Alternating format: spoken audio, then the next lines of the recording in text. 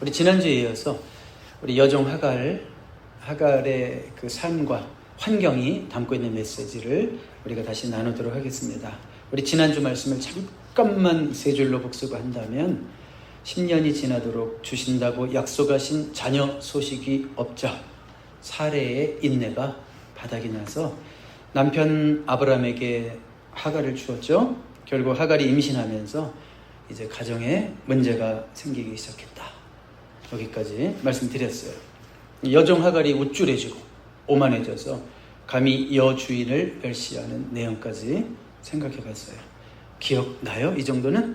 네, 감사드립니다. 당연히 이제는 누가 열이 엄청 받을까요? 사레가 열이 엄청 받죠. 그래서 사레가 화살을 누구에게 돌리고 있을까요? 아브라함에게. 그래서 5절 한번 다시 봐요. 5절. 사레가 아브라함에게 이르되 내가 받은 모욕은 당신이 받아야 옳도다. 내가 나의 여종을 당신의 품에 두었거늘 그가 자기의 임신함을 알고 나를 멸시하니 어떻게 교육을 시킨 거냐고. 이런 식으로 얘기하는 거죠. 왜 이렇게 막 강하게 얘기할까요? 좀 이렇게 좀 부드러운 여자 같진 않죠? 느낌이. 막 남자한테 큰 소리 치는 여자 같아요. 여자의 질투심이 갑자기 발동했을까? 그런 생각도 해봤어요. 자기보다 젊은 여자가 텐트로 들어갈 때마다 막 위에서 출혈이 생겼나? 뒷골이 땡겼나? 모르겠어요. 왜 그런지. 근데 하갈이 임신하면서 거기서 이제 멸시까지 하니까, 감히 주인을 멸시까지 하니까 폭발하는도 하죠. 근데 사레가 지금 아브라함을 탓할 만한 상황은 아니죠, 사실은. 왜냐하면 이 일을 계획한 사람이 누구였어요? 사레였기 때문에. 그러니까 뭔가 일이 잘못되면 항상 나의 책임을 먼저 생각하는 사람이 성숙한 사람이죠. 무슨 일만 생기면 당신은 뭐야 이렇게 남을 먼저 이렇게 정죄하고 탓하는 그런 모습이 있다면 아직 덜 성숙한 거죠. 그러니까 문제가 있을 때, 가정에도 문제가 있으면 당신 때문에가 아니라 내가 부족해서, 항상 그렇게 먼저 생각할 수 있는 저와 여러분 될 수 있기를 바랍니다. 아멘. 아멘. 아멘을 2번 안 해가지고 제가 한번 더 째려봤더니 결국은 하시네. 아브라함의 반응도 근데 실망스럽죠. 왜 실망스러울까요? 자, 그 집안의 가장은 누구예요? 아브라함이고. 특히 이 구약 시대에, 이 족장 시대의 가장의 책임이라는 건 거의 절대적이잖아요. 어디서 책임 전가를 합니까? 집안에 문제가 터졌으면 내가 책임지겠다, 이런 자세를 가져야죠. 그런데 아브라함은 이 문제를 어떻게 해결하려고 하냐? 회피합니다. 회피를 통해서 해결하려고 하는 것은 바람직한 방법이 아니죠. 16장 6절에 가보면 아브라함이 사레에게 이르되 당신의 여종은 당신의 수중에 있으니 당신의 눈에 좋을 대로 그에게 행하라. 아니, 사라의 여종이면 내 여종이기도 한데, 그렇죠? 아브라함의 재산이기도 한데 그 당시에. 그런데 여기서는 또 뭐라고 그래요? 이럴 때는 또 당신의 여종으로 바뀌죠. 당신의 여종은 당신의 수중에 손 안에 있으니 당신이 원하는 대로 하라. 나는 알 바 없으니 당신 마음대로 하시오. 이러면서 책임을 전가해버리는 거예요. 가정의 역할이 아니죠. 집안에 문제가 있을 때, 문제가 있을 때 가정이 먼저 책임지고 모임을 소집해야 되지 않겠습니까? 저는 어린 시절 가정 예배에 대한 추억이 진짜 많습니다. 어린 시절 우리 부모님과 같이 지냈던 시간에 가장 많은 시간이 뭐다? 그러면 가정 예배예요. 매일 예배 드린 것 같아요. 그냥 매일 예배 드린 것 같아요. 기억에는 새벽에도 예배 드리고, 아침에도 예배 드리고, 방학 때는 매일 아침에도 예배 드리고, 평상시에는 저녁에 늘 예배 드리고. 그래서 추억이라는 것이 부모님과 예배했던 시간. 여러분들 자녀들과 추억을 만들 때 교회에서 함께 했던 시간, 이게 제일 아이들에게 평생 재산을 주는 겁니다. 근데 늘 드리는 가정 예배였지만 집안에 좀 문제가 생기고 어려움이 생기고 위기가 생기고 그러면 아버지는 항상 잘하시는 거 있었어요. 뭔지 아시죠? 금식하자, 우리. 금식하자. 제가 그래서 제일 처음 금식한 게 초등학교, 제 기억에는 한 4학년쯤 됐을 것 같아요. 몇 번 금식했는데 초등학교 4학년 때인가 한번 금식하자, 우리. 이건 기도로 우리 같이 집중해야 된다. 얼마나 힘들겠어요. 초등학교 4학년이 3일을 금식한다는 게 말이 돼요? 요즘 시대는 이거 목사님들도 안 해요. 3일. 저도 일주일 금식한 게 2008년에 일주일 금식한 게 마지막이었어요. 그러니까 일주일 금식한 거는 2008년이 마지막이었어요. 간간히 뭐 하루 정도는 금식했지만 그 이후로. 근데 요즘 아이들한테 3일을 금식하자? 누가 해요? 그런데 그때는 다 순종했어요. 신고들이 가죠? 요즘은? 네, 그래요. 그러니까 초등학생이 저로서는 끔찍한 일이었죠. 그렇지만 아버지는 뭐예요?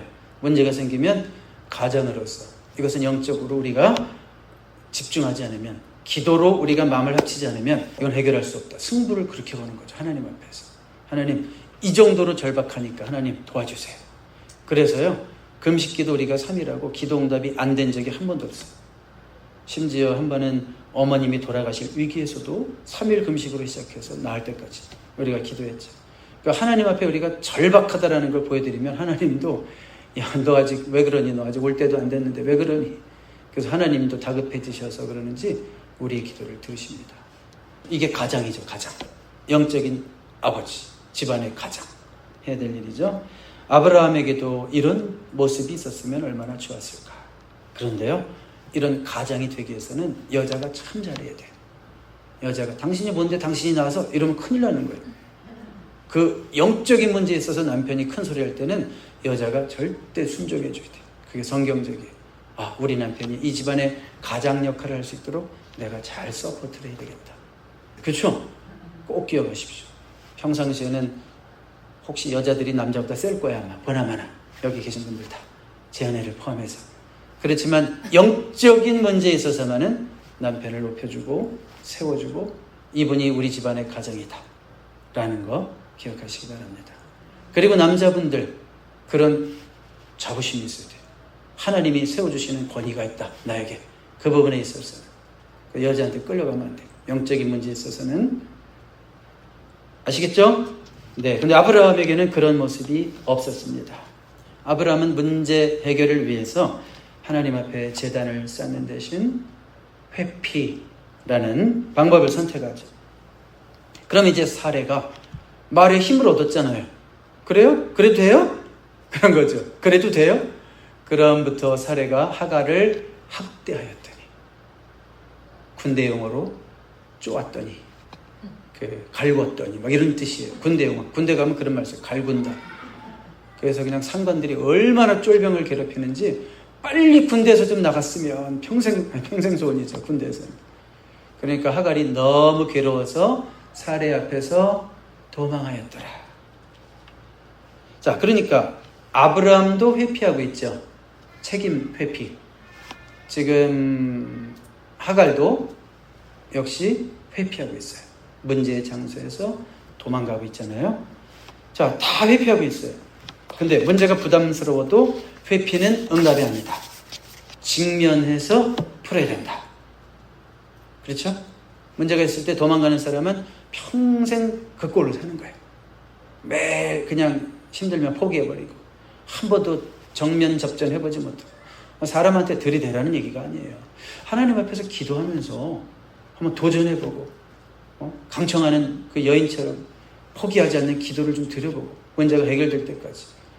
그냥 질질 끌고 가는 문제 있어도 평생 그 달고 다니면서도 해결할 생각도 하지 않고 그러면 안 되고, 그게 아니라 직면하고 도전하고 해결할 수 있는 용기가 여러분에게 필요하죠? 아직도 그런 문제가 남아있다면, 아직 고질적으로 해결되지 않는 내 삶에 그런 문제가 있다면 한 번 더 부딪혀봐야 되는 거 아니에요? 도전? 그래서 이제 7절부터 14절까지는 도망간 하갈, 졸지에 쫓겨난 하갈을 찾아가시는 하나님, 또 그 하나님의 위로, 옛날 성경에 보면 감찰하시는 하나님, 보시는 하나님을 소개하고 있습니다. 9절에 보니까 뭐라고 얘기하시냐면, 회피는 해결이 아니다. 직면해라. 그렇죠? 여호와의 사자가 그에게 이르되 내 여주인에게로 돌아가서 힘들어도 있어 부딪혀 돌아가서 그 수하에 복종하라.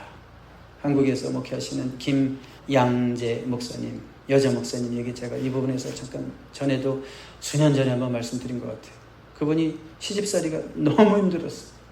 장가 시집 잘 갈 줄 알았는데 의사 집안에 시집 갔는데, 그리고 시어머니가 또 권사님이라고 그래서 아주 좋을 줄 알았는데 죽겠는 거야. 하루도 견디기 힘든 거야. 거의 뭐 시녀 다루듯이 하는데 남편은 신경도 안 쓰고 뭐 의사라고 아침에 나가면 밤에 들어오고.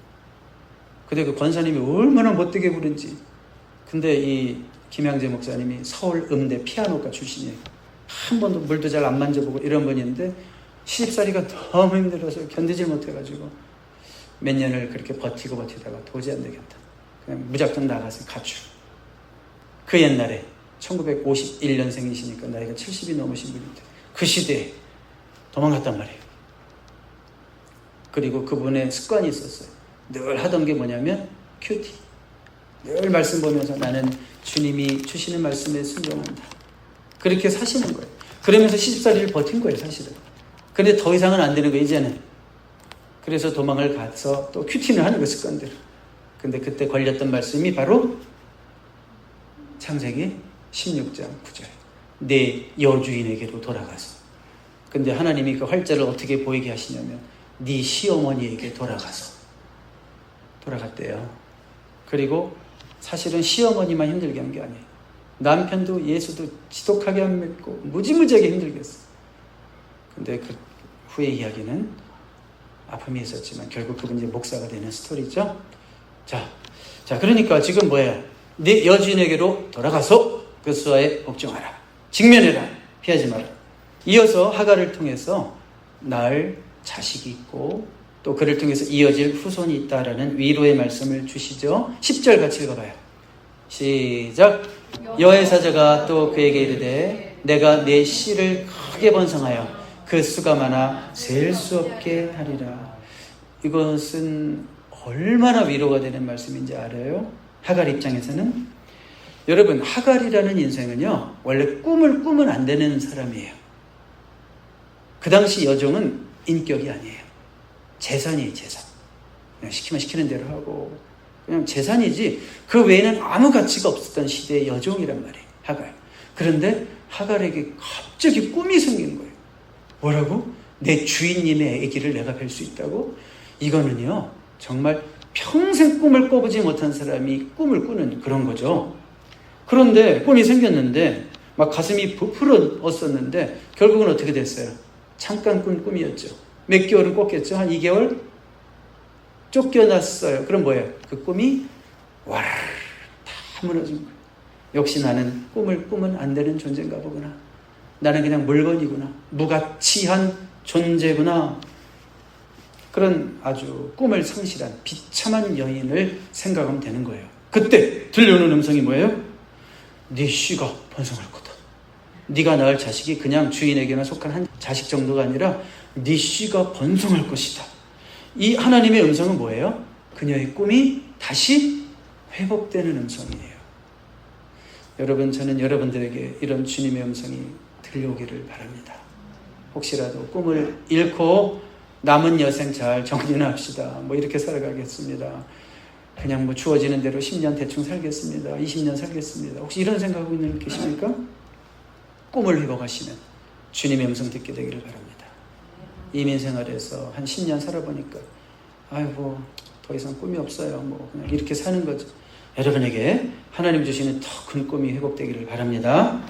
그러면 하갈이 한 것이 있었을까 없었을까 생각해 봐야 돼요. 하갈이 가만히 있었는데 하나님이 이렇게 갑자기 꿈을 주는 음성을 말씀하셨을까요? 하갈이 아무것도 안 했는데 11절 가보세요. 여기 11절 보시면 아들을 낳으리니 그 이름을 이스마엘이라 하라. 이는 여호와께서 네 고통을 들으셨음이니라. 자, 이게 이제 원어를 조금 더 자세히 이렇게 해석을 해보면 원어로 이렇게 쭉 들어가 보면 어떤 뜻이냐면 하갈이 고통 속에서 하나님께 부르짖어 기도했고 하나님께서 그 고통 속에서 부르짖는 그 기도 소리를 들으셨다. 그런 뜻이에요. 그러니까 꿈을 상실한 이 여인이 이 비참하게 광야로 내쫓긴 여인이 한 것이 딱 한 가지 있죠. 하나님 앞에 부르짖는 기도를 했어요. 고통 가운데 부르짖는 기도를 했단 말이에요. 하나님은 부르짖는 기도를 절대 외면하시는 법이 없어요. 다시 한번 말씀드리지만 여러분들이 정말 간절하게 눈물 흘리면서 기도하는 기도는 하나님이 절대 외면하실 수가 없어요. 성경적인 원리이기 때문에 우리가 고통 가운데 부르짖는 우리 인생의 기도를 하나님은 반드시 들어주십니다. 그래서 우리 마음속에 먼저 평안함을 주시고 또 나의 때 해결할 거니까 걱정하지 마라. 확신도 주시는 거죠. 그래서 이렇게 응답받은 하갈은 13절 보세요.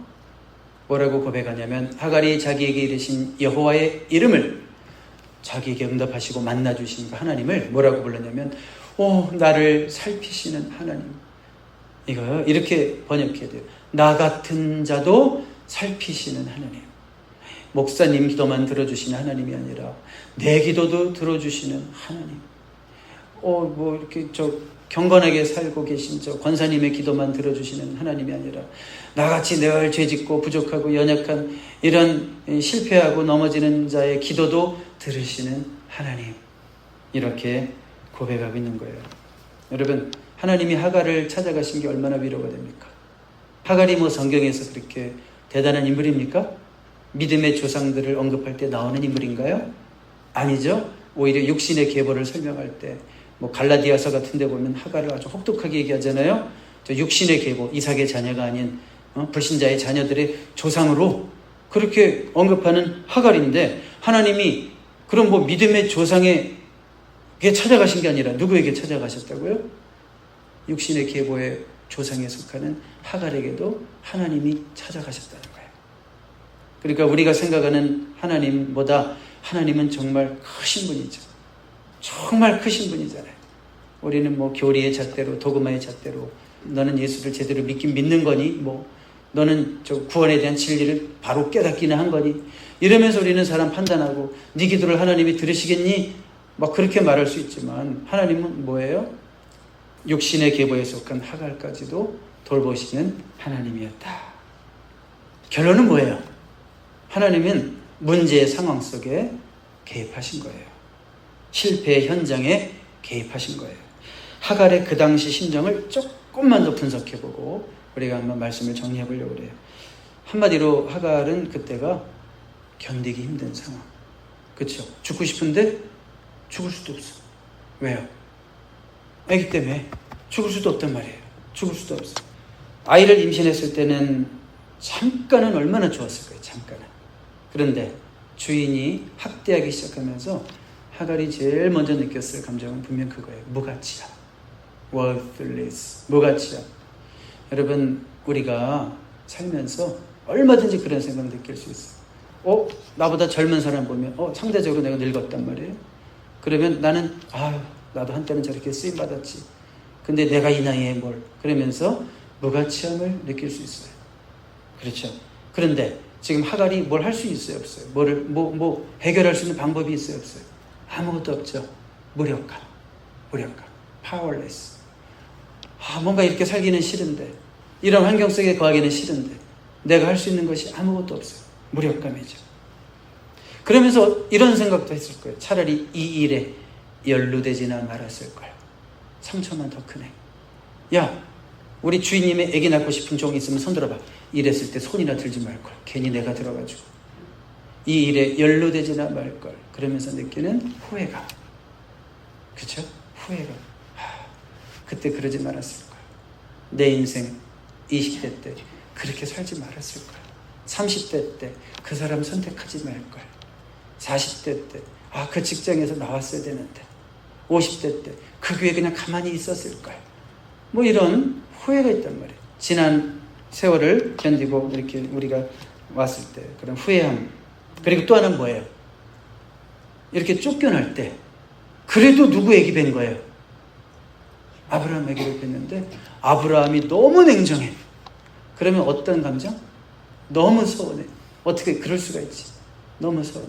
보세요. 제가 4가지 감정 한번 분석해 봤어요. 첫 번째, 무가치하다고 느끼고 있어요. 또 무력해. 아무것도 할 수가 없어. 세 번째, 그러지나 말걸 후회. 4번째, 뭐라고요? 서운함. 자, 이게 뭐예요? 이런 하갈을 하나님이 찾아가신 거죠. 그래서 다시 돌아가라. 원래의 자리로 돌아가라. 회복하신 거죠. 하나님은 또한 우리를 그렇게 찾아오실 줄로 믿습니다. 네. 여러분, 꿈을 잃고 무의미하게 살아가는 삶의 현장에 찾아오셔서 다시 꿈을 주시고 살만하게 하시고 하갈이 실패한 자리에 하나님이 찾아가셨듯이 우리가 실패한 그 자리에 하나님이 찾아오십니다. 우리가 무가치하다고 느낄 때, 나도 한때는 30대 팔팔했는데 이 나이 다 지나고 지금 내 세월 속에 거울을 바라볼 때마다 초라해서 이 초라한 내 모습, 이런 생각을 할 때 우리 주님이 찾아오셔서 아니, 너는 가치 있어. 아직도 너는 진짜 쓸모가 있어. 너는 이 교회 큰 일꾼이야, 기둥이야.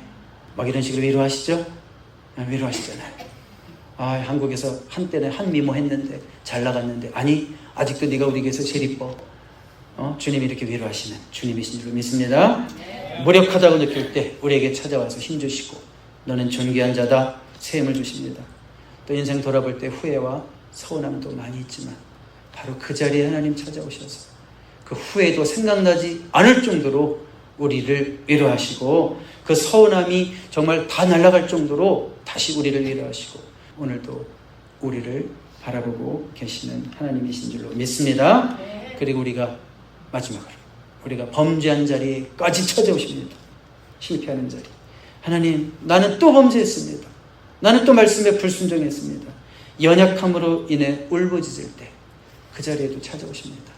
나는 너 같은 죄인을 자녀로 둔 적이 없는데 그러신 것이 아니라 나는 너같이 반복해서 실패하는 자를 나는 내 자녀로 둔 적이 없는데 그러는 것이 아니라 여전히 반복하고 또 넘어지고 10년 전에 지은 죄 또 지금 또 짓고 20년 전에 지은 죄 지금도 또 짓고 또 반복하고 오늘 교회 나오기 전에도 성질 한번 벌컥 내고 그렇게 여전히 넘어지고 실패하는, 그래서 뻔뻔할 수 없어서 또 하나님 앞에서 연약함으로 울부짖는 자, 바로 그 현장에 하나님이 찾아오셔서 죄인까지도 품으시고 다시 회복해 줄게. 내일부터 잘하는데 너 앞으로 계속 그럴 거야. 괜찮아. 또 나한테 와. 내가 회복해 줄게. 그렇게 말씀하시는 주님. 이것이 창세기 16장이 우리에게 들려주시는 복음, 기쁜 소식 아닙니까? 그래서 살만나야 되지 않아요? 하갈에게도 살만나게 하셨다면 하갈보다 못한 인생 하나도 없어요. 이 자리에 그렇게 비참한 인생은 없어요. 하나님 우리를 그렇게 위로하시고 또 다시 일으켜 주실 줄로 믿습니다. 기도하겠습니다. 살아계신 하나님 아버지, 창세기 16장을 통해서 참 복음을 보았습니다. 하갈을 찾아가시는 하나님은 또한 우리를 찾아오셔서 위로하시고 힘주시고 다시 꿈을 주시고 소원을 회복하게 하시는 하나님이심을 믿습니다. 그것을 위해서 우리가 할 것이 있다면 주님 앞에 간절한 기도와 눈물의 기도와 진실의 기도와 주님과 교제하는 깊은 기도의 자리로 나아가는 우리의 모습이 있어야 되겠습니다. 주님을 더욱더 붙드는 우리가 되게 하시고 축 처진 어깨들이 다시 힘을 얻고 힘 빠지고 떨리는 무릎에 다시 힘을 얻고 우리 얼굴에 다시 눈에서 빛이 나고 생기가 날 수 있도록 하나님과 교제함으로 그런 변화들이 우리 가운데 있게 하여 주시옵소서.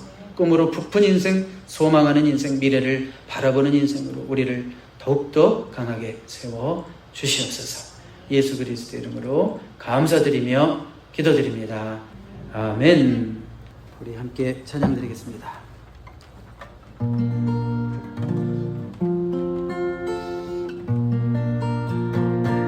크신 하나님의 사랑 말로 다 영영 못하네. 저 높고 높은 별을 넘어 이 낮고 낮은 땅 위에 최고만 영혼 구하려 그 아들 보내사 화목제물 삼으시고 죄 용서하셨네. 하나님 크신 사랑을 증량다 못하네. 영원히 변치 않는 사랑 성도여 찬양하세. 괴로운 시절 지나가고 땅 위에 영화 쇠할 때 주 믿지 않던 영혼들은 큰 소리 외쳐